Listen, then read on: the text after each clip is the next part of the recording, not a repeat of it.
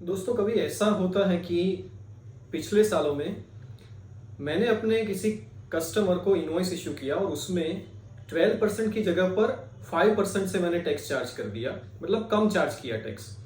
या तो फिर ऐसा हो सकता है कि मैंने अपनी जो सप्लाई है उसको एग्जम्प्ट मान लिया और उसके ऊपर जीएसटी चार्ज नहीं किया, बिना जीएसटी चार्ज किए एज एन एग्जाम सप्लाई मैंने अपना सप्लाई कर दिया, इनवॉइस इश्यू कर दिया। अब 2 3 4 साल के बाद मुझे ये चीज पता चल रही है कि भाई इसके ऊपर तो मुझे ज्यादा टैक्स पे करना था। अब नेचुरली अंडर सेक्शन 73 और सेक्शन 74 मुझे इसके ऊपर टैक्स तो भरना ही पड़ेगा।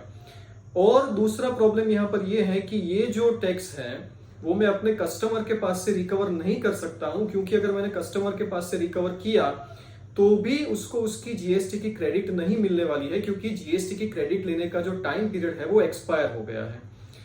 इस प्रॉब्लम का जो सॉल्यूशन है वो क्या है, इसका बहुत ही बढ़िया सा सॉल्यूशन, बहुत ही अच्छा सॉल्यूशन फिनांस एक्ट 2020 के अमेंडमेंट से आया है, जो कि 1 जनवरी 2021 से एप्लीकेबल है। क्या सॉल्यूशन है और कैसे हम लोग इससे बच सकते हैं, इसके बारे में आज बात करेंगे।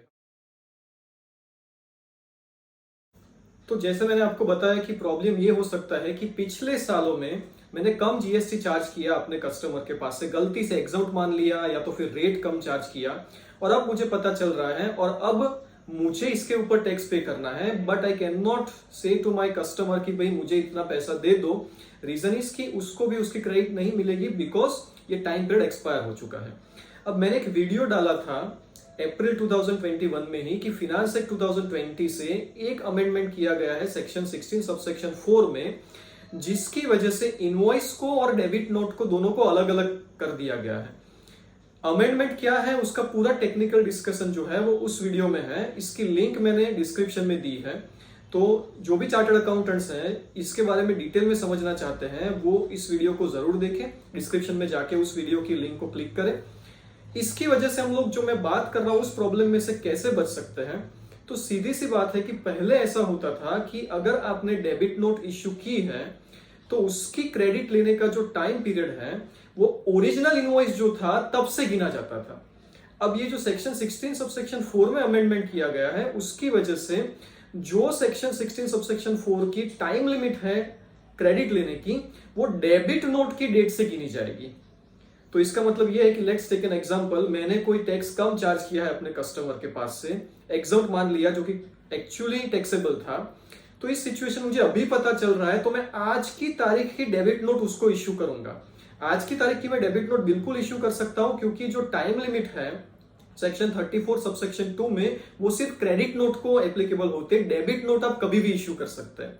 तो 3 साल पहले की सप्लाई के रिलेटेड डेबिट नोट में आज इश्यू कर सकता हूं, उसके ऊपर मैं जीएसटी चार्ज कर सकता हूं अपने कस्टमर के पास से कि वो पुराना कम मैंने चार्ज किया था गलती से, तो इतना टैक्स आपको अभी भरना है।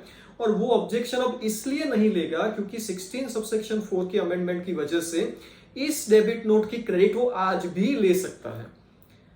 तो बढ़िया ही सिंपल सा सॉल्यूशन है कि आज उसको डेबिट नोट इश्यू कर दो और उसमें टैक्स दिखा दो, आप टैक्स का पेमेंट कर दो।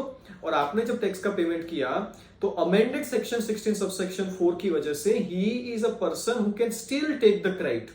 तो आज भी वो उस चीज की 2 3 4 साल पुराने टैक्स की भी क्रेडिट ले सकता है अगर डेबिट नोट मैंने आज की तारीख में इश्यू की है। तो ये टेक्निकली कैसे होता है उसके बारे में वीडियो ऑलरेडी मैंने अपलोड किया है, आप डिस्क्रिप्शन में जाके उसकी लिंक क्लिक कीजिए तो उसके ऊपर से आपको पता चल जाएगा कि टेक्निकली ये चीज क्या है, ये अमेंडमेंट कैसे हुआ है।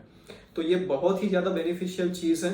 इसके बारे में कोई भी क्वेश्चन आपको है तो आप कमेंट बॉक्स में लिखिए, I will be happy to answer.